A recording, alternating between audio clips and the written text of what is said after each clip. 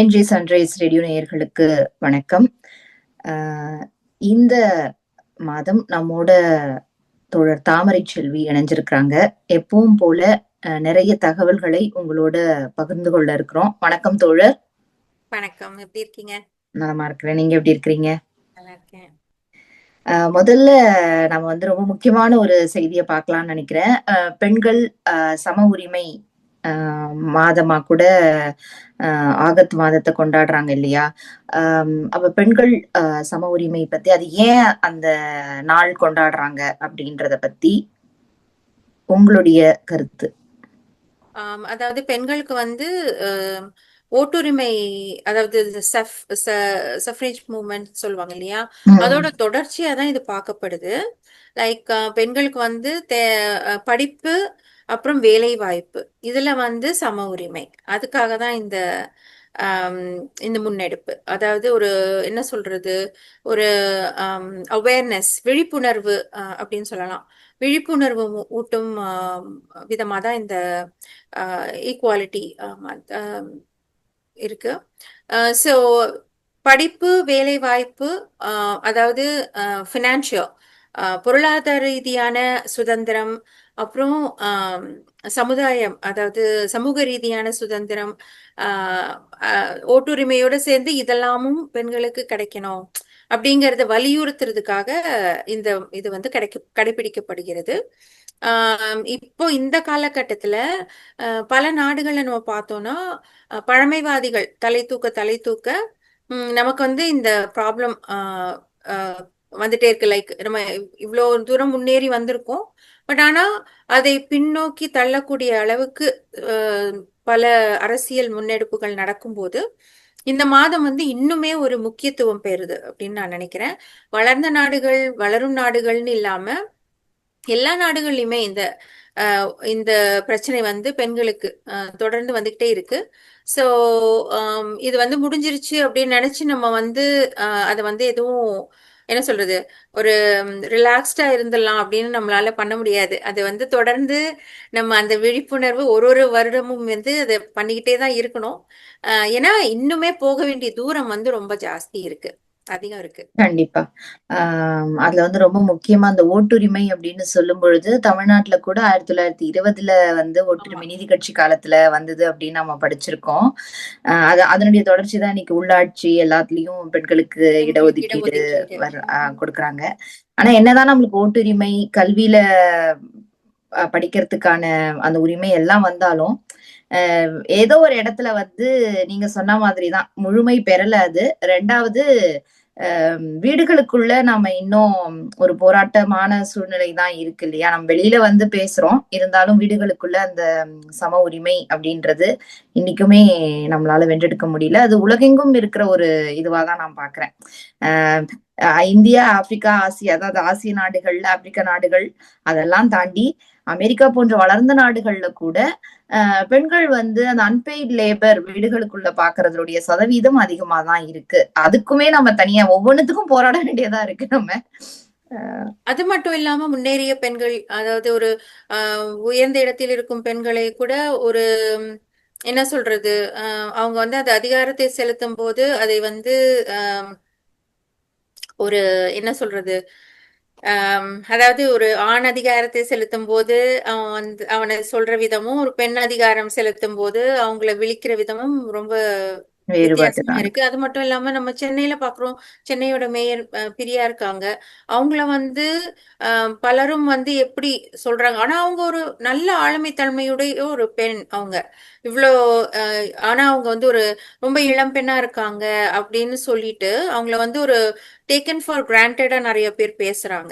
அது பாத்தீங்கன்னா அதுக்கு அந்த பதவிக்குரிய பெருமையோட அந்த பதவிக்குரிய மரியாதையை அவங்களுக்கு பல பேர் கொடுக்க தவறுறாங்க. எல்லாரும் நான் சொல்லல, பட் பல பேர் அதை கொடுக்க தவறுறாங்க. கண்டிப்பா. அது நீங்க தமிழ்நாட்டை பத்தி சொன்னதுனால அதை தொடர்ந்தே ஒரு கேள்வி. தமிழ்நாட்டுல இந்த பிரேக்ஃபாஸ்ட் காலை சிற்றுண்டி அதை விரிவாக்கம் செஞ்சிருக்காங்க. அதை மற்ற மாநிலங்களும் எடுத்துக்காட்டுக்கு பஞ்சாப் பின்பற்றுறாங்க அப்படின்ற செய்தி. அதை பற்றி உங்களுடைய கருத்துக்கள்? அது நம்ம ஆரம்பிச்ச பிறகுதான் இது என்ன சொல்றது, அது முதல் கட்டம் வந்து ஐ திங்க் டெல்லி முதலமைச்சர் வந்து ஆரம்பிச்சு வச்சாருன்னு நினைக்கிறேன். அதுக்கப்புறம் 4 கட்டங்களா அது வந்து ஆரம்பிச்சிருக்காங்க அந்த பிரேக்ஃபாஸ்ட் ஸ்கீம். இப்போ 5வது கட்டமா தான் இந்த காலை உணவு திட்டம் வந்து 5வது கட்டத்தை எட்டி இருக்கு, விரிவாக்கம் செஞ்சிருக்காங்க. அந்த விரிவாக்கத்தை தொடங்கி வைக்க தான் பஞ்சாப் முதல்ல வந்திருக்காரு. வந்துட்டு அதை அப்சர்வ் பண்ணிட்டு அது என்ன பண்ணலாம், பஞ்சாப்ல எப்படி எடுத்துக்கலாம் அப்படின்றத முக்கியமா பாக்குறதுக்கு வந்திருக்காரு அப்படின்னு நான் கேள்விப்பட்டேன். அதுல வந்து அவர் குழந்தைகளுக்கு உணவு பரிமாறி நம்ம முதல்வர் ஸ்டாலின் அவர்களோட சேர்ந்து பஞ்சாப் முதல்வரும் உணவு பரிமாறி குழந்தைகளோட உட்கார்ந்து சாப்பிட்டு அப்புறம் அந்த தொடக்க விழால பேசி நல்ல சிறப்பான ஒரு பேச்சும் பேசி போயிருக்காரு. இது வந்து இந்தியாவில பல மாநிலங்கள்ல விரிவாக்கப்படுது அப்படின்னு நீங்க சொல்றீங்க. எனக்கு தெரிஞ்சு ஐ திங்க் நம்ம தமிழ்நாட்டுல ஆரம்பிச்ச பிறகுதான் லண்டன்ல, அதாவது இங்கிலாந்துல வந்து ஆர் யூகேல வந்து அந்த தேர்தல் வாக்குறுதியில அந்த காலை உணவு திட்டத்தை சேர்த்துட்டு அப்புறம் அவங்க ஆட்சிக்கு வந்த அப்புறம் லேபர் பார்ட்டியில இப்ப ஆரம்பிச்சிருக்காங்க இல்லையா காலை உணவு திட்டம். உணவு. அது ஆமா. வந்து எவ்வளவு முக்கியம். அதாவது நடுத்தர வர்க்கம், அதுக்கு கீழ இருக்கிற மக்களுக்கு ரொம்ப பயன்படுது அப்படின்றத தாண்டி, நீங்க பொருளாதாரத்துல ரொம்ப உயர்ந்ததா இருக்கக்கூடிய குடும்பத்துல இருந்து வரவங்களுக்கு கூட, காலையில அந்த பெண்களுக்கு வந்து அந்த அடுப்படியில சமைக்கிறதுல இருந்து ஒரு சின்ன ம்ஹும். விடுதலை கிடைக்கும் இல்லையா? குழந்தைங்களும் வந்து ஆரோக்கியமா சாப்பிடுறாங்க பள்ளிக்கூடத்துல. அங்க வந்து ஒரு பொறுமையா படிச்சுட்டு வர்றது எப்படி இருக்கு, இல்ல காலையில இதை செய்யணும் அதை செய்யணும் அடுப்படியில நின்னு குழந்தைங்களை கத்திட்டு இருக்கிறது, அதுல இருந்து ஒரு பெரிய விடுதலை. இன்னொரு ஒரு செய்தி, நம்ம ரொம்ப கொஞ்சம் நிறைய முக்கியமான செய்திகளை வந்து பேசணும். கொஞ்சம் என்ன சொல்றது, இது வந்து ஒரு ஹாலிடே சீசன் இல்லையா நமக்கு. இப்ப செப்டம்பர் ஆரம்பிச்சிருது. செப்டம்பர், அக்டோபர், நவம்பர், டிசம்பர், இந்த 4 மாசமே வந்து நிறைய விடுப்புகள் வரும்.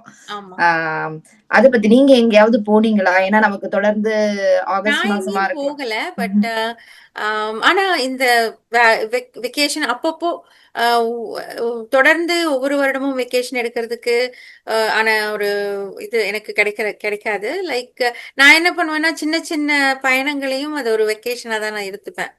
பெரிய பயணம் அப்படின்னு இல்லாம ஒரு 2 நாள் 3 நாள் வீக்கெண்ட் பயணம் கண்டிப்பா கூட 2 நான் நாள் ஒரு 3 வெக்கேஷனா நாள் தான் எடுத்துப்பேன். பயணம் கூட நிறைய பேர் வந்து ஆமா, இப்ப வந்து நமக்கு ஏதாவது வேலை வந்துரும். இல்ல வந்துரும். ஆமா. இன்னொரு ஒரு சிக்கல் என்னன்னா, இந்த பயணங்களை பத்தி நம்ம பெருசா பேசுறோம். ஆனா அதற்காக வந்து நம்ம சேமிச்சு போறதே அது ஒரு பெரிய சவாலா தான் இருக்கு ஆமா. இல்லையா? ஆனா கண்டிப்பா சில ஆண்டுகளுக்கு முன்னாடி பயணங்கள் வந்து ஓரளவுக்கு எளிமையான எளிதாக செய்யக்கூடிய ஒரு விஷயமா தான் இருந்துச்சுன்னு நினைக்கிறேன். உண்மையான இப்போ டிஸ்கவுண்ட்ஸ்ன்னு சொல்லுவாங்க, சில இதெல்லாம் ஆஃப் சீசன்னு சொல்லுவாங்க, அதெல்லாம் உண்மையாவே ஆஃப் சீசன், உண்மையாவே டிஸ்கவுண்டா இருந்துச்சு. ஆனா இப்போ வந்து அந்த அளவுக்கு நீங்க ஆஃப் சீசனா இருந்தாலும் சரி, ஆன் சீசனா இருந்தாலும் சரி, அது வந்துட்டு அந்த அளவுக்கு என்ன சொல்றது, எளிமையா இல்ல. சோ அது வந்து ஆனா பலரையும் அது வந்து அந்த பயணம் செய்யக்கூடிய மக்களோட நம்பர்ஸ் வந்து அதிகமாயிக்கிட்டு தான் போகுதே தவிர குறையல. நான் வந்து கடைசியா போன பயணம் வந்து யூரோப்க்கு 2024ஆம் ஆண்டு போனேன், அக்டோபர் மாதம். அதுதான் நான் கடைசியா செய்த பயணம். ஆனா ரொம்ப நல்ல பயணமா இருந்துச்சு. ஒரு வாரம் லண்டன் போயிட்டு ஒரே ஒரு நாள் லண்டன்ல இருந்து பாரிஸ் போயிட்டு அங்க கொஞ்சம் என்னோட தங்கையோட ஸ்பெண்ட் பண்ணிட்டு திரும்ப லண்டனுக்கு வந்துட்டு அந்த 1 வீக் நாங்க லண்டன்ல நல்லா சுத்தி பார்த்தோம். தமிழ் அதாவது தமிழர்கள் வாழும் இடம், அப்புறம் அதாவது தமிழ் ரெஸ்டாரண்ட்ஸ் இருக்க இடம், அங்கெல்லாம் போய் நல்லா என்ஜாய் பண்ணோம். பிரிட்டனோட கல்ச்சர், பிரிட்டனோட ஃபுட்டு அதெல்லாம் நல்லா என்ஜாய் பண்ணோம். நான் வந்து என்னை பொறுத்த வரைக்கும் பயணம் நான் போனா அந்த போற இடத்துல என்ன உணவு சாப்பிடுறாங்களோ அதுதான் நான் சாப்பிடணும்னு ஆசைப்படுவேன். எனக்கு வந்து அங்க போய் ஸ்பெஷலா அமெரிக்கன் உணவோ அல்லது இந்திய உணவோ தேடுறது எனக்கு அவ்வளவு பிடிக்காது. எனக்கு அந்த நாட்டோட உணவு, அந்த இத என்ஜாய் பண்றது, அப்புறம் வந்து கல்ச்சுரல் சைட்ஸை விட ஹிஸ்டாரிக்கல் சைட்ஸ், அதாவது சில சமயம் ரெண்டும் ஒன்னாவே இருக்கும். பட் அந்த ஹிஸ்டாரிக்கல் சிக்னிபிகன்ஸ் உள்ள சைட்ஸ்க்கு போகணும் அப்படின்றது என்னோட முக்கியமான ஒரு விஷயமா இருக்கும். நீங்க ஒரு இடத்துக்கு போறதா இருந்தா நீங்க என்ன மாதிரி தேர்ந்தெடுப்பீங்க இடங்களை பாக்குறது? இடங்களை பார்க்கிறது அப்படின்றதெல்லாம் தாண்டி எப்பவுமே வந்து கடல் தான் எனக்கு பிடித்தமான விஷயம். நான் ஏற்கனவே சொல்லியிருக்கேன் அப்படின்னு ம். நினைக்கிறேன். ஆமா. ஆம், அது நம்ம வந்து கடலோர மாவட்டங்கள்ல இருந்து வர்றதுனாலயான்னு தெரியல. எப்பவுமே கடல் பார்க்கணும்னு தான் விரும்புவேன். அது எங்க போனாலும். அது 3 மணி நேரம் அஹ் நம்ம ஓட்டி பயணம் போறதா இருந்தாலும் சரி, அந்த கடலை போய் பார்க்கணும். ஆனா கெட்ட வாய்ப்பா இந்த மாரி இப்ப வரைக்கும் போக முடியல. இந்த லேபர் வீக்கெண்ட் போவேனானும் தெரியல எனக்கு. ஆனா எப்பவுமே பிடித்தமான இடம்னா கடற்கரை தான். அங்க போய் உட்கார்ந்துட்டு ஒருவேளை நம்மளுக்கு ரொம்ப காசு செலவாகாதுன்றதுனால கடற்கரை பிடிச்சிருக்கான்னு தெரியல. அது மட்டும் இல்ல. அது ரொம்ப என்ன சொல்றது? ஒரு மிக பரந்த இடம். கண்ட்ரோல் எதுவும் இல்ல. நம்ம வந்து ஒரு இடத்துல உட்கார்ந்து மணிக்கணக்கா உட்கார்ந்து அந்த கடல பார்த்தாலும் மணிக்கணக்கா நமக்கு உட்கார்ந்து சலிக்காது. சலிக்காது. அதுதான். கடலை நீங்க எவ்வளவு நேரம் வேணாலும் ஆமா. பார்த்துட்டு இருக்கலாம். சலிக்காது. அது எத்தன பேர் ஏத்துப்பாங்கன்னு தெரியல. நான் நெறைய பேர்கிட்ட அப்படி சொல்லியிருக்கேன். ஆனா நான் சொன்ன மாதிரி தான். கடலோர மாவட்டங்கள்ல இருந்து அது எந்த நாடா இருந்தாலும் சரி, கடலோர மாவட்டங்கள்ல இருந்து வரவங்களுக்கு நம்ம சொல்றது புரியுது. மத்தவங்களுக்கு வந்து அந்த ஆமா. கடல் பத்தி நாம சொல்லும்போது, ஒண்ணுமே இல்லாத விஷயத்த நீங்க ரொம்ப பெருசுபடுத்துறீங்கன்ற மாரி தான் ஓ மை பேசுவாங்க. காட்! ஆமா. அ ஆக எப்பவுமே பிடித்தமான இடம் வந்து கடல் தான். ஆமா. கடற்கரை, கடற்கரை. அவ்வளவுதான். எனக்கு நான் கடல் நீங்க கடல்ன்னு சொன்ன உடனே எனக்கு வந்து Marina beach and Elliot's beach Elliot's. 2மே எனக்கு ரொம்ப பிடிச்ச இடங்கள். அதுவும் எலியட்ஸ் பீச்ல வந்துட்டு பாத்தீங்கன்னா அந்த ஸ்நாக்ஸ் வந்துட்டு அவ்வளோ நிறைய ஸ்நாக்ஸ் இருக்கும். ஆமா. ஆம், வழக்கமா ஐ மீன் மரினாலையும் நிறைய ஸ்நாக்ஸ் கிடைக்கும். ஆனா நான் அதிகமா போன இடம் எலியட்ஸ் பீச் அப்படிங்கறதுனால அங்க அந்த கிடைக்கிற ஸ்நாக்ஸ வாங்கி அத ரொம்ப மெதுவா சாப்பிட்டுக்கிட்டு மணிக்கணக்கா அங்க உட்கார்ந்துட்டு அப்புறமா மனசே இல்லாம எழுந்து வருவோம். நான் வந்து என்னோட உறவினர் வீடு அங்க இருந்ததுனால நாங்க வந்து சாஸ்திரி நகர்ல இருந்து நடந்தே பெசன்ட் நகர் பீச்சுக்கு வந்துட்டு ம், ம், திருப்பியும் ம். பெசன்ட் நகர்ல இருந்து திரும்ப நடந்தே சாஸ்திரி நகர் வரைக்கும் போவோம். அது வந்து அவ்வளோ நல்ல ஒரு எக்ஸ்பீரியன்ஸா இருக்கும். ஆமா. ஆம், அதனால இந்த வா வா இந்த மாதம் வந்து நம்ம நெறைய முக்கியமான தகவல்கள வந்து கலந்துரையாடினோம். கண்டிப்பா கேட்கிறவங்களுக்கு அது பயனுள்ளதாக இருக்கும் அப்படின்னு நம்ம கருதுறோம். மீண்டும் அடுத்த ஒரு நிகழ்ச்சியில சந்திக்கலாம். நன்றி, வணக்கம். நன்றி.